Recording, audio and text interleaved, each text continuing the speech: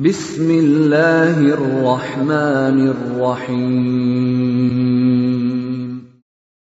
وَلْتَكُنْ مِنْكُمْ أُمَّةٌ يَدْعُونَ إِلَى الْخَيْرِ وَيَأْمُرُونَ بِالْمَعْرُوفِ وَيَنْهَوْنَ عَنِ الْمُنْكَرِ. Assalamualaikum warahmatullahi wabarakatuh. Alhamdulillah wassalatu wassalamu ala rasulillah ma ba'd. Allah berfirman, wajahidu bi amwalikum wa anfusikum. Berjuanglah kalian, berjihadlah kalian melalui hartamu dan dirimu. Hampir semua ayat-ayat berjuangan dan pengorbanan itu dimulai dengan bi amwalikum, harta kalian, harta kalian. Saya mengajak secara praktis dan kami sudah buktikan. Rp1.000 itu bisa luar biasa dahsyat. Bisa beli mobil, bisa buat kuburan, ya, bisa membangun masjid. Uang 1.000. Mari kita satukan uang 1.000 kita. Nanti kami jemput. Di rekening ini insya Allah bisa kita buat. Di rekening ini insya Allah kita buat sebuah kekuatan umat dengan Rp1.000. Rp1.000 dahsyat. Saya mengajak, mari kita buktikan. Assalamualaikum warahmatullahi wabarakatuh. Ya. Coba kalau bapak-bapak masuk di WC setiap hari, Pak, dengan kaki kiri tak yang masuk dan keluar dengan kaki kanan, itu sudah menjadi pahala karena tuntunan nabinya kita begitu. Tuntunan Nabi tak kalau masuk ke di WC, ya dahulukan yang kaki kiri, tak keluar yang kaki kanan. Kalau bapak ini minum sebentar, Pak, maaf, minum dengan yang kanan, dimulai dengan bismillah. Jangan meniup di tempat air gelas begini. Itu tiap hari kita lakukan, Pak, pahala besar. Mungkin umur tak pendek, tapi ini di atas sunnah, maka dia menjadi panjang, Pak. Panjang, karena ada orang, Pak, itu lebih panjang amalnya dibanding umurnya. Gimana caranya? Dia pintar melakukan amalan-amalan yang berkualitas. Kalau bapak pakai baju kanan, lepas kiri. Bapak sebentar keluar masjid, lepas masuk keluar, Pak, dengan kaki, ya, kita masuk keluar sebentar dengan kaki kiri, tak pakai sandal tak dengan kanan, bismillah, selama pakai sandal itu, Pak, sepatu, pahala. Berkualitas kita punya umur karena di atas panduan Nabi kita Muhammad SAW. Coba, Pak, kalau masuk masjid kaki kanan, keluar kiri pakai sandal kanan, lepas kiri. Pokoknya intinya, Pak, melepas. Seperti tadi kita potong kuku tadi hari Jumat, potong dari sini, kiri lepas. Ini satu pendapat yang kuat karena melepas berarti yang kiri. Kita potong. Kumis bagusnya dimulai dari yang kiri. Kalau kita potong dan lepas sesuatu itu, inti melepas mulai sesuatu yang kiri. Kalau di bapak lakukan berulang-ulang, itu menjadi pahala, umur tak panjang meskipun pendek jatata, karena di atas sunnah Nabi kita Muhammad SAW.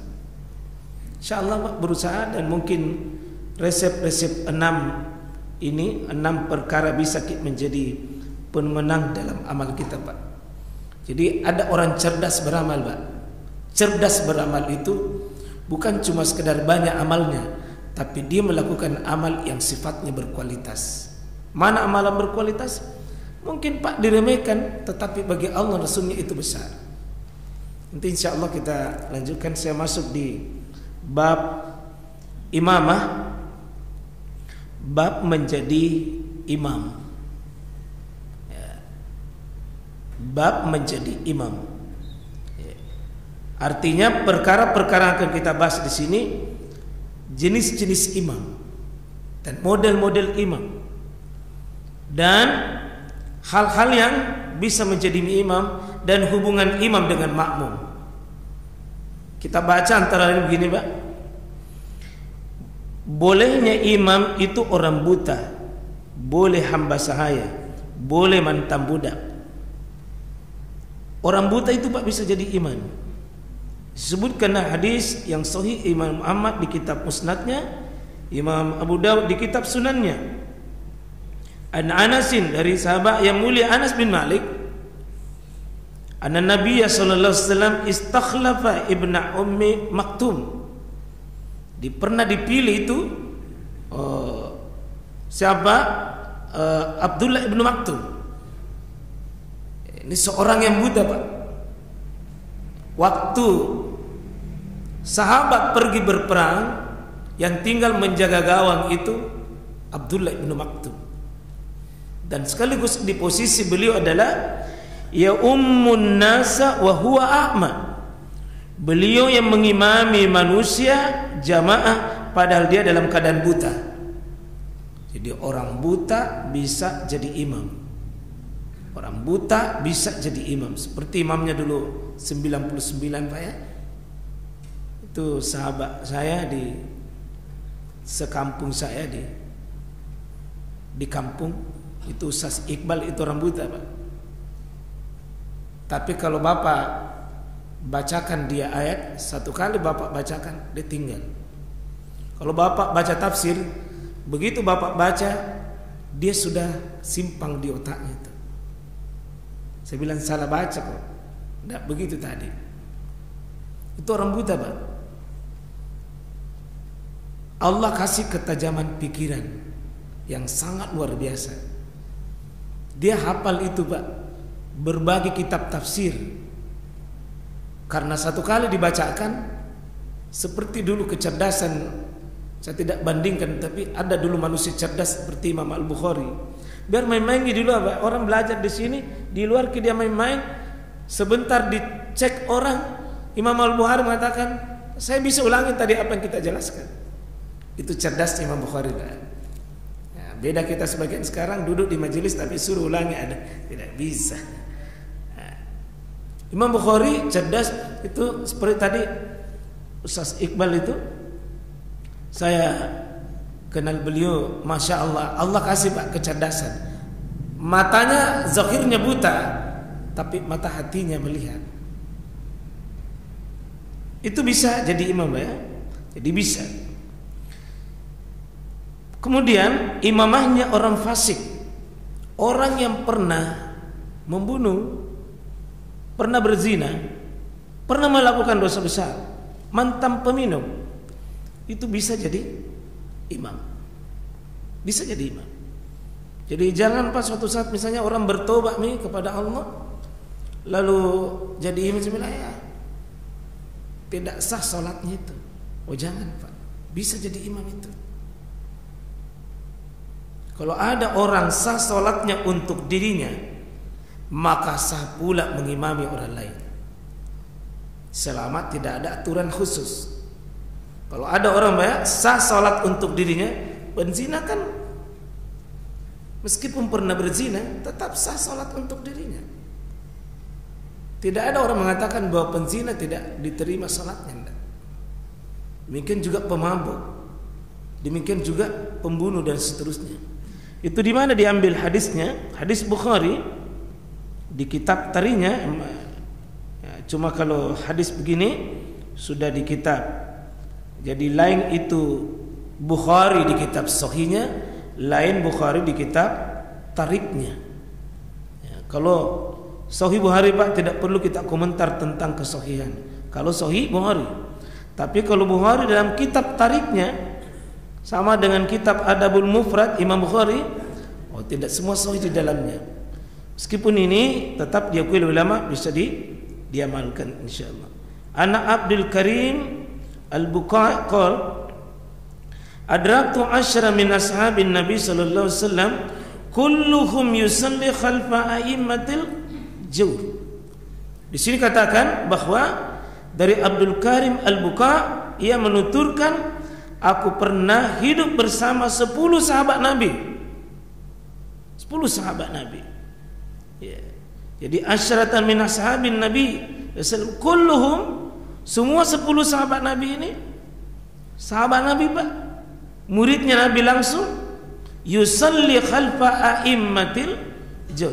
Pernah beliau sholat padahal diimami oleh imam yang pelaku dosa dan maksiat. Pelaku dosa dan maksiat. Ini sahabat Nabi, Pak. Jadi kalau misalnya berdekatan ke masjid, baru saya bilang, kenapa tidak pernah sholat di masjid situ? Pak bilang, tidak beres kikula itu imamnya. Oh, jangan, Pak. Tetap kita sholat berjamaah. Ada orang itu yang bilang, saya tidak pernah pergi berjamaah karena imamnya di situ begini. Jauh lebih jelek, Pak, kalau kita sholat sendiri. Jauh lebih jelek kalau kita sholat sendiri di rumah. Ikut saja dengan imam itu. Seperti disebutkan di sini, Abdullah bin Umar, kita tahu, Pak, bagaimana anaknya Umar bin Khattab, iparnya Rasulullah SAW, dan Anas bin Malik. Gimana ini Anas bin Malik?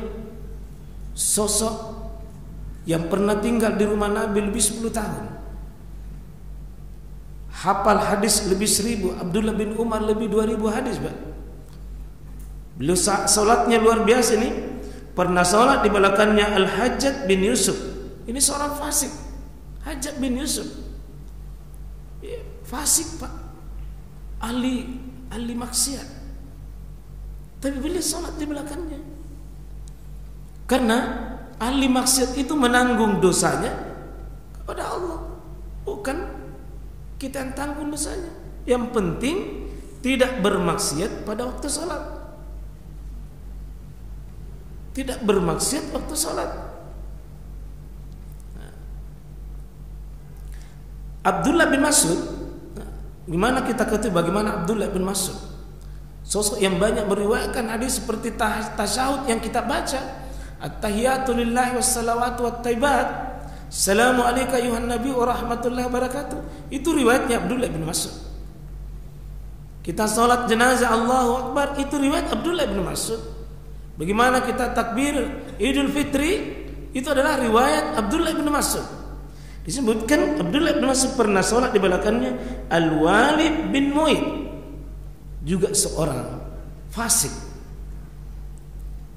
Seperti sahabat yang lain seperti Abu Sa'id Al-Khudri pernah salat di belakangnya Marwan bin Hakam.